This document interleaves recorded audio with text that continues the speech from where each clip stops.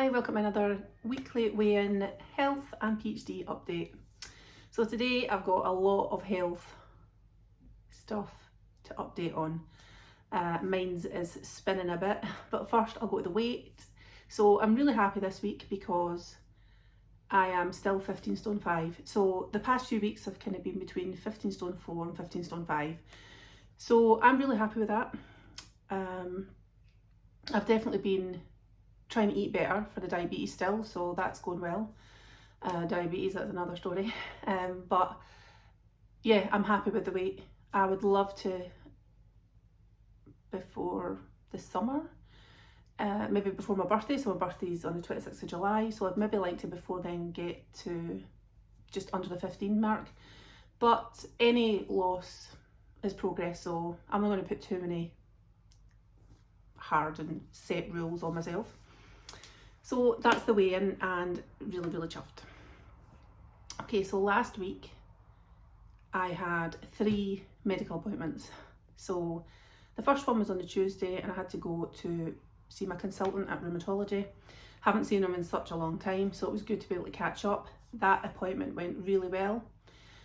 I came out of it completely buzzing, thinking, oh, my mind was going, I'm going to get back to work soon, like things are improving so much. So what he had said was that my muscle strength was good, so he checked all my muscles as usual. That was doing good. He said I presented well, I looked well. He was happy that I'd lost weight. So well, in fact, that he had said, right, we don't even need to bother with rituximab at the minute because, you know, you're pretty stable. He listened to my lungs and he had said, because I'd said to him, I know my breathing is causing me problems, but he had said, you know, they're still sounding pretty much the same. And again, he just told me that, you know, that's never going to change. Your lungs are never going to get better. They're going to stay the way they are. The goal is just to not let them get any worse. But he's happy that they seem pretty stable. So no more rituximab for now. So really happy with that. I didn't want to have any more rituximab. I was hoping he would say that because it's just constantly trying to find a new normal. And when you get that in your system, it can make you feel a bit iffy for quite a while. It just makes you feel off. Although it does help in the long run, it can just make you feel not yourself a bit. So I was happy that I wasn't to get rituximab. He also said that I could start tapering my prednisolone, so my steroids, so from 7.5 to 5 milligrams a day. He again explained that I was going to feel really shitty for a while when I tapered, but not to take that as a flare of the disease, because you just do feel shitty when you taper your steroids. So I've done that. I've been doing that for a week since I last saw him. And he also said to reduce the tacrolimus.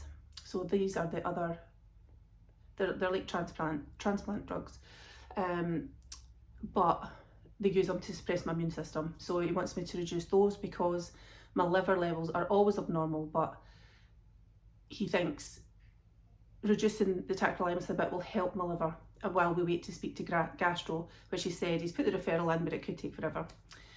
So that's happening. He's also referred me for another echocardiogram, so another heart scan, because I do get that feeling. Sometimes it feels like my heart stops, everything kind of goes dull for a bit and then it comes back. It's really horrible. So he's referred me for a heart scan. I think that's all he referred me for. So the goal is to reduce those and then see him in 3 months' time, which he absolutely said, I will 100% see you in 3 months' time. He couldn't apologise enough for the delay in seeing me, and he was really apologetic and really annoyed that no one, like my GP, like no one had been checking my tacrolimus levels, no one had been checking my bloods regularly, which they're supposed to do. So he really apologised, which, you know, that was decent. I always did wonder, because he's always been such a great consultant, so I'm happy that he's back in clinic, he's back on the case. So that was Tuesday. So I left there feeling, he took my bloods, he had me take my bloods before I left that day to check my tacrolimus levels and stuff. So I left feeling really positive, was thinking, you know, I'm going to get back to work soon, like that's a possibility. I'm feeling better because I've been reducing the sugar, like my bloods have been coming down a bit, my sugar levels. So I was feeling really positive.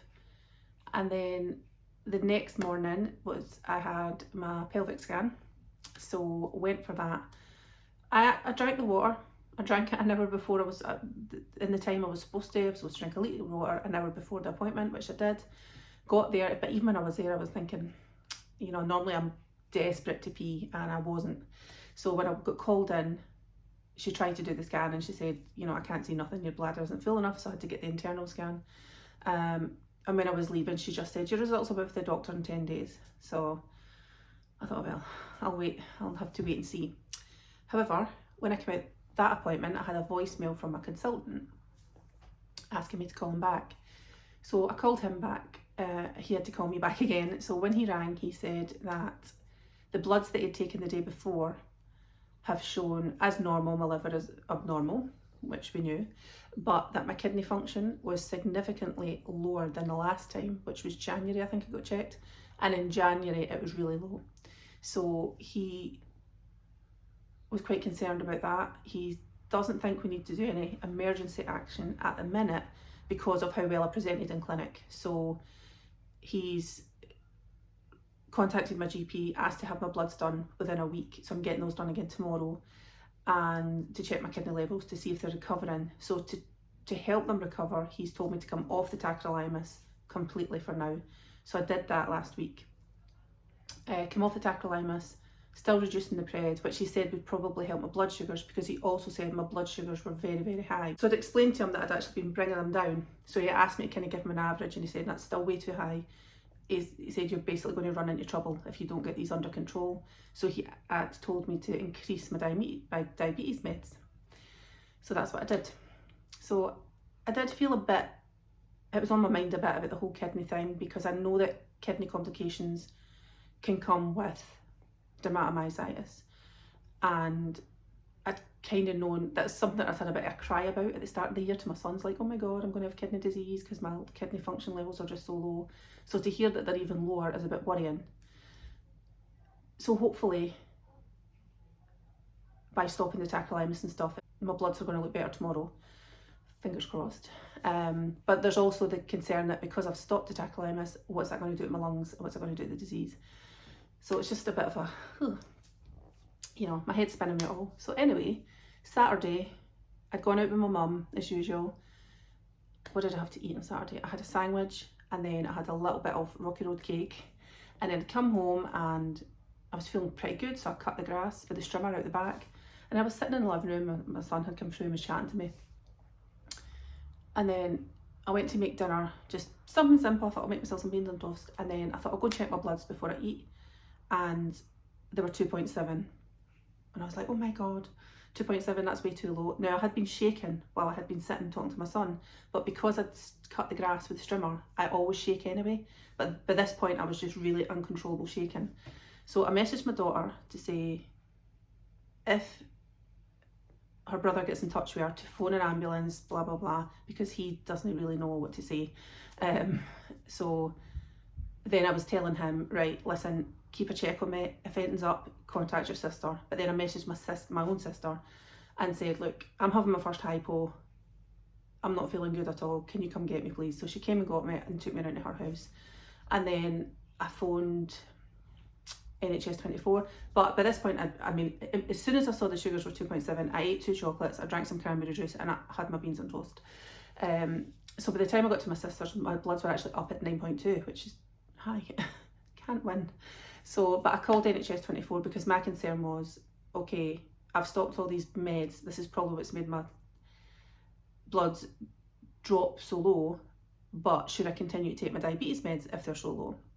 So I got through to them, they got back to me and they said I have to keep taking the metformin because it's slow release, but just to not take the glycoside because they're fast acting.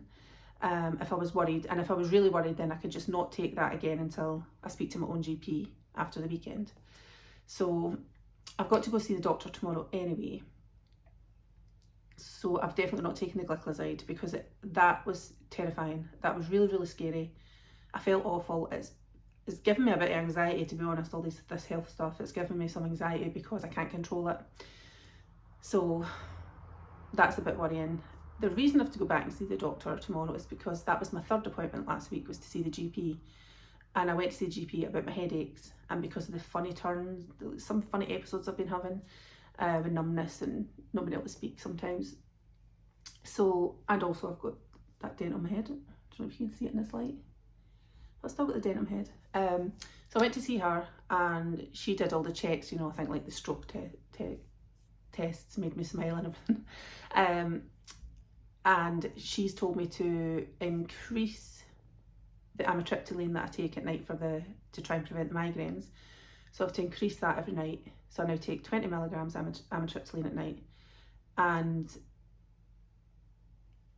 she said my blood pressure was high. Now she asked if I'd had any problems with high blood pressure and I said no, but when I was at the hospital earlier that week, they had told me my blood pressure was high as well. So she's told me, luckily I've got a blood pressure monitor thing at home. So she's told me to check it 3 times in the morning and 3 times at night, because she said the bottom number especially was quite high and they don't often see that. So I have been doing that and it is high. My blood pressure has been high every time I've checked it. So she said that high blood pressure can also cause the headaches, which makes sense because I'm pretty much got a daily headache now, which isn't fun. Wake up with a headache, just pretty much headachy all the time. Not today because I actually had one through the night and I took a amitriptyline, a migraine tablet, and it actually helped, so that was good. So I have to check that, and she did say that any issues, it might, if nothing improves with the headaches, it might be that she'll have to refer me to neurology. Now when I'd left, she rang me to say that she'd forgot to check the dent in the head. So on Tuesday, tomorrow, I've got to go back and get my bloods done for the kidney thing, and then she's asked me to pop in and see her afterwards so she can check that on my head. So I'm going to ask her then about the blood sugars, because that is scary. So today I got up and my bloods were 6.5, which is great, but if I was to take the glycoside, it would worry me that they would dip again, and I've only got a couple of blood strips left, testing strips, so I need to wait until the chemist is open to get, hopefully they've got the ones that I ordered from GP. So that is what's been going on with my health. It's a bit crazy, bit of a roller coaster, but hopefully more good news. Oh, but when the consultant rang me to tell me about the kidney thing, he had said, I have your results here already on the computer from your pelvic scan and it's all good. He said the cyst has shrunk again and there was no tenderness for that when I had the scan done, so they're not concerned. So at least I can check that off the list for now. So that's health issues. So PhD, so I've had some feedback. I got the 4th finance chapter in last week. Again, just very rough first draft. So I've got all the feedback from both supervisors. I think I'm just waiting on a bit of feedback for the 4th one from one supervisor. But we did have a supervision video in Teams booked for tomorrow, but one supervisor has just asked if we could postpone it, which is fine by me, to be honest. Because I haven't done a great deal this past week, what with all the medical appointments and stuff. So I'm going to do some PhD today. I'm going to just work through the feedback and see what I can get done, because there was one bit of feedback that I got quite excited about because there was a whole chunk of data that I hadn't included and I didn't know where to put it, but based on just a comment from the supervisor, I went, that data would answer that. So I'm really chuffed that I can use that data. I think we're postponing it to next week, so it gives me a chance to get stuff done. I'm definitely going to have to see about an extension. My issue is, obviously I keep having all these medical problems and issues. You know, the headaches themselves can take me out for days. So luckily my energy levels are better. I'm definitely feeling that. It's night and day, so that's amazing. It's just when headaches hit and then when I have to go and, you know, all these different appointments.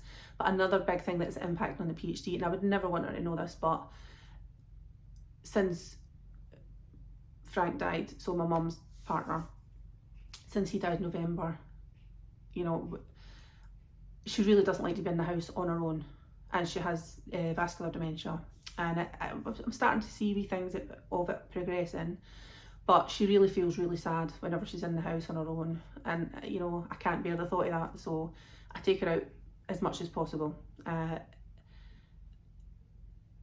the downside of that is I'm not really having a chance to do the PhD.